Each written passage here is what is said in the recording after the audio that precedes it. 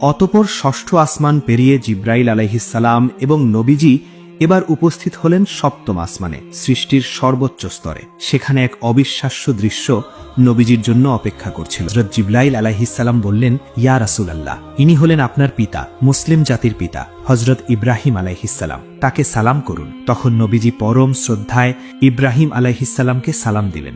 ইব্রাহিম আলাইহিসসালাম পরম মমতায় উত্তর দিয়ে বললেন, স্বাগতম হে পুণ্যবান পুত্র, স্বাগতম হে পুণ্যবান নবী। অতঃপর হযরত জিব্রাইল আলাইহিসসালাম সপ্তম আসমানের সীমানা পেরিয়ে নবীজিকে নিয়ে এক অজানা ও রহস্যময় জগতের দিকে এগিয়ে গেলেন।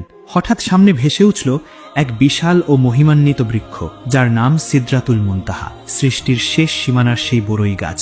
এই গাছের সৌন্দর্য ও বিশালতা মানুষের কল্পনারও বাইরে। গাছটি সাধারণ কোনো অবস্থায় ছিল না, আল্লাহর নূরের তাজাল্লি সেটাকে ঘিরে রেখেছিল।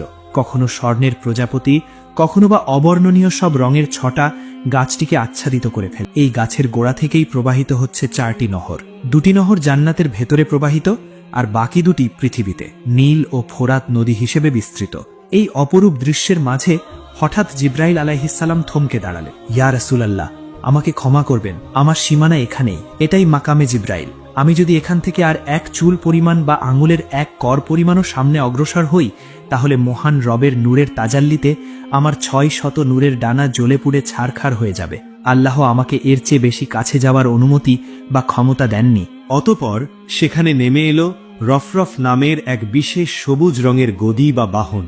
তখন নবীজি খুবই শান্তভাবে সেই রফরফে চড়ে বসলেন। রফরফ তখন নবীজিকে নিয়ে আরও ওপরে উঠে যেতে লাগল। জিব্রাইল পেছনে পড়ে রইলেন।